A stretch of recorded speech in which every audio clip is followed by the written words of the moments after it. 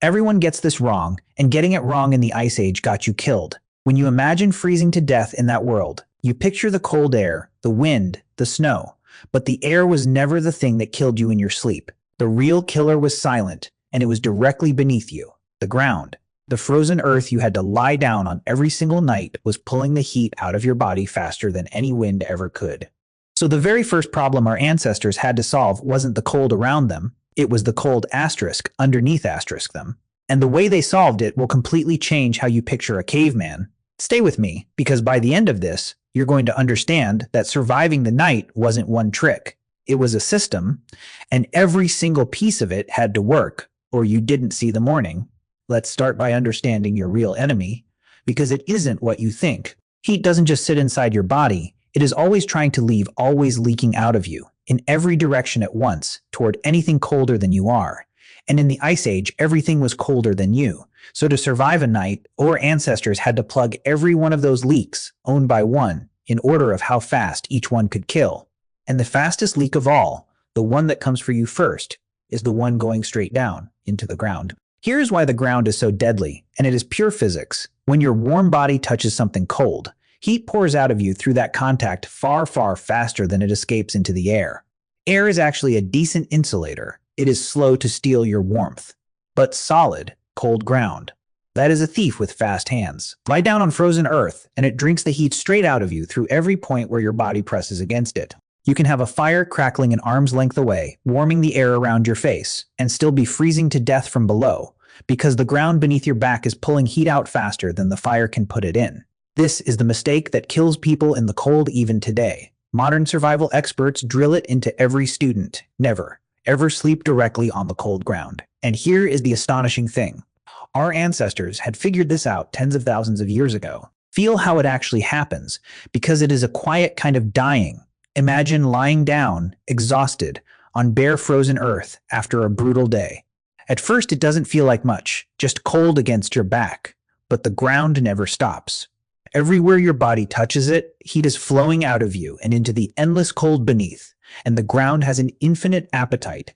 It will take everything you can give and never warm up. As you drift towards sleep, your body goes still. Your heat production drops, and the drain from below only wins harder. You don't feel yourself dying. That is the horror of it. You feel warm, then drowsy, then you simply sink deeper. And on a cold enough night, a person who lay down on that ground and closed their eyes would not open them again. No wound, no struggle, no sound. Just the earth quietly pulling the warmth out of a sleeping body until there wasn't enough left to run on. Our ancestors could not afford to learn this lesson twice, so they solved it before they ever lay down. We know it because they left the proof behind. When archaeologists carefully dig through the floors of Ice Age shelters, they don't find people who slept in the dirt. They find prepared beds, deliberate sleeping surfaces, built with real thought, layers of dry grass gathered and piled up, animal hides stacked on top, moss packed in for softness and warmth, bundles of plant material laid down as bedding. Sewn, 40,000 years ago, knelt down in the middle of an ice age and engineered the place where they would sleep. They didn't do it for comfort the way we think of it. They did it because they understood, in their bones, that a barrier between your body and the frozen ground was the difference between waking up and never waking up. That layer of grass and hide trapped a cushion of warm air beneath the sleeper and broke the deadly contact with the earth. It was the first and most important wall against the night, and it was a wall you lay down on top of. And if this is already changing the picture in your head, if the grunting caveman sleeping in the dirt is dissolving into something far more clever, then do me one favor, tap that subscribe button right now. This channel is for people who want the real story of where we came from, not the cartoon version, the people who want to understand how a fragile, hairless animal outsmarted an ice age. Now stay with me, because plugging the leak going down was only the first step. Because once you're lifted off the ground, the cold comes at you from a new direction, sideways on the wind. And the wind is a different kind of killer entirely. Here's what makes wind so dangerous. A still body and still cold air actually creates a thin layer of slightly warmer air right against the skin, a faint, invisible blanket your own heat produces. It is not much, but it helps. Wind destroys it. Wind rips that warm layer away the instant it forms and replaces it with fresh cold air over and over, stripping heat off your skin as fast as your body can make it. On a truly cold night, A strong wind could take a human from shivering to dying in a shockingly short time. So our ancestors couldn't just find any spot to sleep. They had to find, or build, a place where the wind couldn't reach them, and they were brilliant at it. They didn't sleep out in the open like animals caught in a storm. They chose their sleeping places with real intelligence, tucked into caves, pressed against rock walls and overhangs, hidden in the folds of the land where a hill or a cliff broke the wind before it ever arrived. And where nature didn't provide shelter, they built it in some of the most bitter, treeless places humans lived. Vast frozen plains where there wasn't a tree for miles. They raised shelters out of the only heavy material the land had to offer, the bones of the giant animals they hunted. Enormous dwellings framed with mammoth bones, skulls, and jaws fitted together like the stones of a wall, tusks curving into archways, hides almost certainly stretched over the top to seal out the weather. Some of these took the remains of dozens of mammoths to build. Picture the planning, the effort, the sheer intelligence in that. This was not an animal cowering from the weather. This was an engineer, deciding exactly how to break the wind and hold the warmth, and then building the machine to do it. And really picture that build, because it tells you everything about who these people were. To raise a shelter like that, a group first had to gather the bones, enormous, heavy mammoth skulls and jaws, hauled across a frozen landscape by human muscle alone. Then they had to fit them together, skull against skull, jaw locked into jaw, tusks arced overhead into a doorway, into a structure strong enough to stand against the wind for a long time. This was not thrown together in an afternoon of desperation. It was designed. Simone looked at a pile of the biggest bones on Earth and saw, in their mind, a home, and knew how to make it real. And they placed it deliberately, angled and tucked, so the worst of the wind broke against it instead of through it. When you imagine the people who did this, throw out the picture of a trembling brute. Picture instead a mind that could plan weeks ahead, coordinate a group, and turn the leftovers of a hunt into a fortress against the cold. That is who slept in the Ice Age. So now our ancestors are up off the killing ground and sheltered from the stripping wind.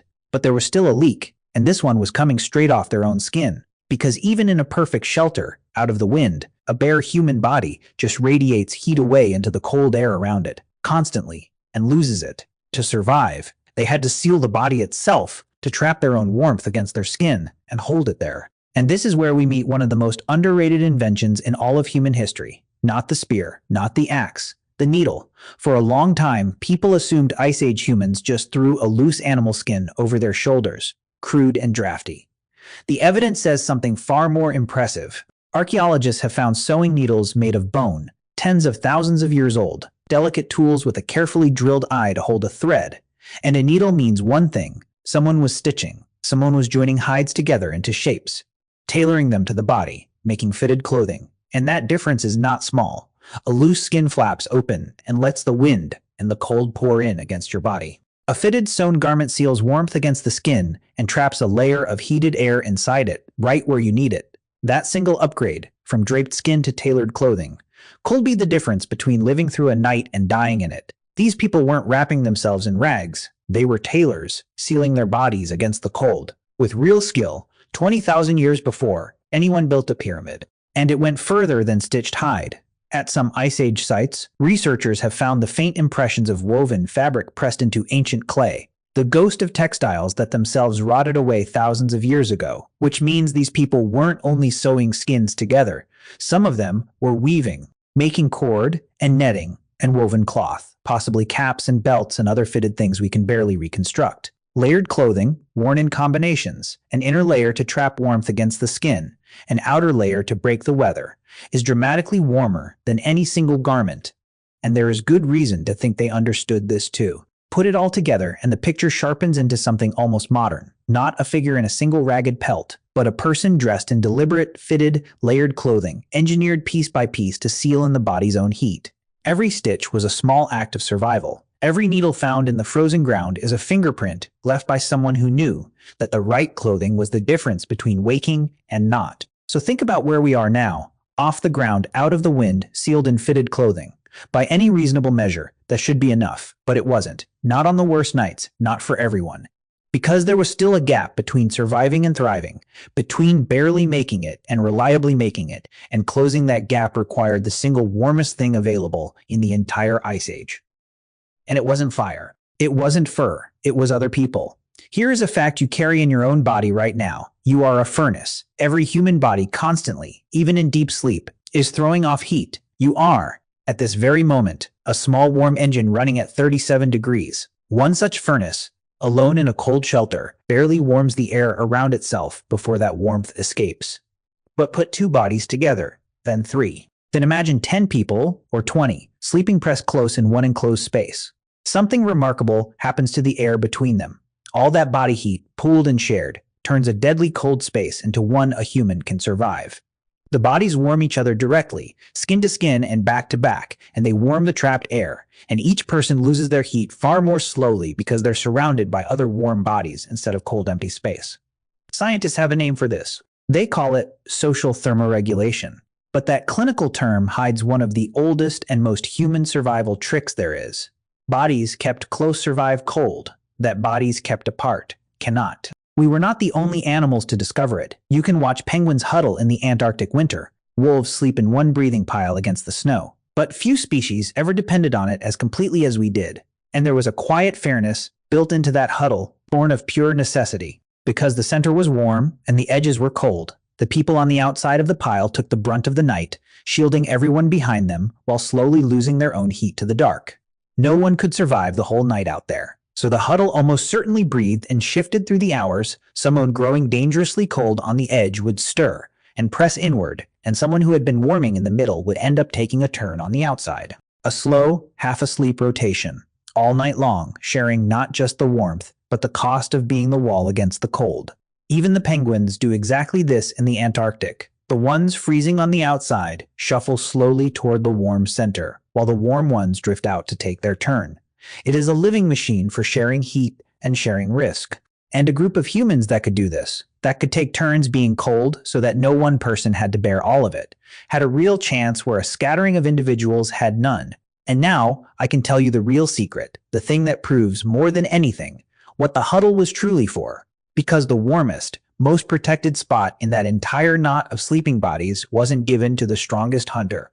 It was given to the weakest member of the group, the newborn. Think about what a newborn baby is in the Ice Age. It is the most fragile thing in that entire frozen world, too small, with too much surface area for its tiny body, almost no reserves of its own. A baby loses heat terrifyingly fast. Left alone in that cold for even an hour, a newborn simply cannot survive. By the brutal logic we imagine ruling prehistoric life, that baby should have been the first to die, and instead, it was the safest one there. Because it was placed in the exact center of the huddle, buried in the warmest core of a knot of sleeping bodies, wrapped in hide, pressed against its mother, surrounded on every side by the shared heat of an entire family that was in effect, spending its own warmth to keep the smallest one alive. Sit with what that means, because it says something profound about what we are. The most vulnerable member of the group was kept alive by everyone else. The strong didn't survive the night and leave the weak to freeze. They survived by pulling the weak into the center and wrapping themselves around it. That is almost the exact opposite of the every animal for itself story we tell about the ancient world. The cold could have made us ruthless. Instead, it may have made us kind because, in that world, a circle of bodies deciding together that the smallest one lives was not sentimentality. It was survival strategy. The groups that protected their most fragile members were the groups whose children lived to have children of their own warmth and love and survival became. Around that huddle, the very same thing. But the group could only do so much. And this is where the last layer comes from, because it was hiding inside the body all along. Even with the bed, the shelter, the clothing, and the huddle, the cold still pressed in, and the human body fought back on its own, without being asked. When the temperature drops, your body acts without your permission. The blood vessels near your skin clamp shut, pulling your warmth deep inward to protect your heart and your brain, even at the cost of letting your fingers and toes go cold. Your muscles begin to fire on their own in tiny rapid bursts. That is shivering. And every one of those shudders is your body burning fuel to make heat. And some humans carry an even older trick, a special kind of fat called brown fat that doesn't store energy but burns it, purely to generate warmth. Some populations whose ancestors endured deep cold seem to keep more of it into adulthood. Right now, warm and safe, you are still carrying every piece of this machinery, a survival manual written into your flesh by the Ice Age, waiting for a cold that for you will probably never come. Your body still clamps down your blood vessels when your hands get cold.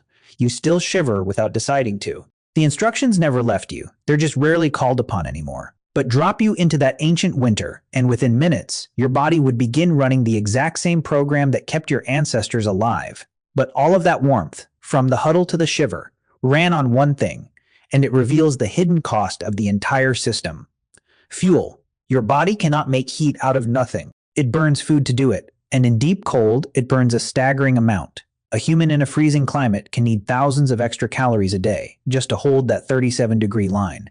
And here is the trap the Ice Age set. The cold forced you to burn enormous energy to stay warm, while that same cold hid and killed the food you needed to replace it.